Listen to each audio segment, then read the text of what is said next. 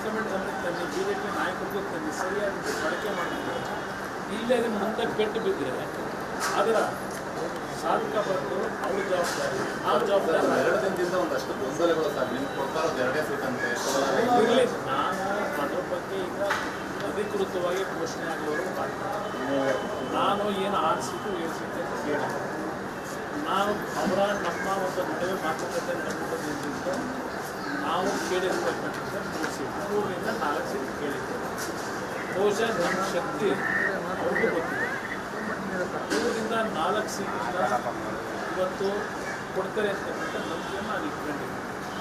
2 seat ತಗೊಳ್ಳಿಕ್ಕೆ ನಾನು ಇಷ್ಟೆಲ್ಲ ಪ್ರಯತ್ನ ಮಾಡಬೇಕು, ಇಷ್ಟೆಲ್ಲ ಹೊಂದಾಣಿಕೆ ಬೇಕಾಗುತ್ತೆ. ಹಾಸನದಲ್ಲಿ ಮತ್ತು ಮಂಡ್ಯದಲ್ಲಿ ಈಗಲೂ ಹೇಳ್ತೀನಿ, ಸ್ವತಂತ್ರವಾಗಿ ನಮ್ಮ ಅಭ್ಯರ್ಥಿಗಳು ಗೆಲ್ತಾರೆ. ಸ್ವತಂತ್ರವಾಗಿ ಒಂದು ಟ್ರಯಾಂಗ್ಯುಲರ್ ಕಂಟೆಸ್ಟ್ ಆದರೆ ಸುಲಭವಾಗಿ ಗೆಲ್ತೀವಿ, ಸುಲಭವಾಗಿ ಗೆಲ್ತೀವಿ.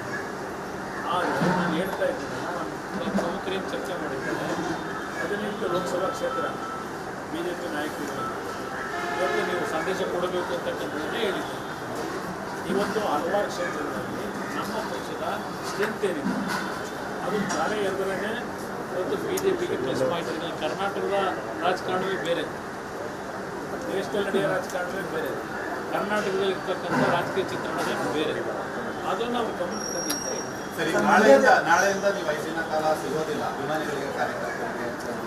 ನಮ್ಮ ಪಕ್ಷದ ಅಭಿಮಾನಿಗಳು, ವಿದೇಶಿಗಳು, ಕಾರ್ಯಕರ್ತರು ಮನವಿ ಮಾಡ್ತಕ್ಕಂಥ BJP ಕಾರ್ಯಕರ್ತರು ಮನವಿ ಮಾಡ್ತಾರೆ. ಯಾವುದೇ ರೀತಿಯ ಗೊಂದಲಕ್ಕೆ ಎಡೆ ಮಾಡ್ತಾರೆ. ಒಟ್ಟಾಗಿ ಕೆಲಸವನ್ನು ನಿರ್ವಹಣೆ ಮಾಡಬೇಕು. ಇವತ್ತು ನಮ್ಮ ಗುರಿ ಮುಟ್ಟತಕ್ಕಂಥದ್ದು ಕೇವಲ ಅಧಿಕಾರಿಕಲ್ಲ. ನಾನು ಸಂದೇಶ ಕೊಡ್ತಕ್ಕಂಥದ್ದು ಇವತ್ತು ರಾಜ್ಯದ ಅಭಿವೃದ್ಧಿ ಆಗಿದೆ. ಒಂದು ನಮ್ಮ ರಾಜ್ಯಕ್ಕೆ ಹಲವಾರು ಅನ್ಯಾಯಗಳು ಸ್ವಾತಂತ್ರ್ಯ ಬಂದು 77 ವರ್ಷದಲ್ಲೂ ಆಗಿದೆ. ಅದು ಆ ಪಕ್ಷ ಈ ಪಕ್ಷ ಅನ್ನೋದಕ್ಕಿಂತ ಹೆಚ್ಚಾಗಿ ಇಲ್ಲಿಯವರೆಗೆ ನಾವು ರಾಜಕಾರಣವನ್ನೇ ಚರ್ಚೆ ಮಾಡೋದಾದರೆ, ರಾಜ್ಯದ ಹಲವಾರು ಸಮಸ್ಯೆಗಳ ಬಗ್ಗೆ ಚರ್ಚೆ ಮಾಡೋದಾದರೆ, ಬೇರೆ ರಾಜ್ಯಗಳಿಗೆ ಹೋಲಿಕೆ ಮಾಡಿದಾಗ ನಮ್ಮ ರಾಜ್ಯಕ್ಕೆ ಅನ್ಯಾಯ ಆಗಿರ್ತಕ್ಕಂಥದ್ದು ಸತ್ಯ, ಮಲತಾಯಿ ಧೋರಣೆ ಆಗಿದೆ. ನಾನು ಆ ಪಕ್ಷ ಈ ಪಕ್ಷ ಅಂತ ಹೇಳಲಿಕ್ಕೆ ಸತ್ಯ ಹೇಳ್ತೇನೆ.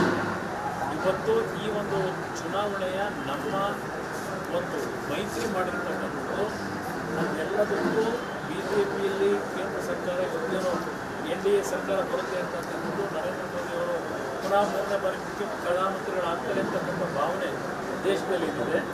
ಈ ಮೈತ್ರಿಯ ಉದ್ದೇಶ ನಮ್ಮದು ಅಧಿಕಾರಕ್ಕಿಂತ ಹೆಚ್ಚಾಗಿ ನಮ್ಮ ನಾಡಿನಲ್ಲಿ ಆಗಿರ್ತಕ್ಕಂಥ ನೀರಾವರಿಯ ಒಂದು ವಿಷಯಗಳಿಗೆ, ಕಾನೂನು ತೊಡಕುಗಳೇನಿದೆ, ಆರ್ಥಿಕ ಸಂಕಷ್ಟಗಳೇನಿದೆ, ಇದೆಲ್ಲವನ್ನು ಗಮನಿಸಿದ್ದೇವೆ. ಇದಕ್ಕೆಲ್ಲ ಪರಿಹಾರ ತರಬೇಕು ಅನ್ನೋದೇ ನಮ್ಮ ಪಕ್ಷದ ನಾಯಕರ ನಿಲುವು.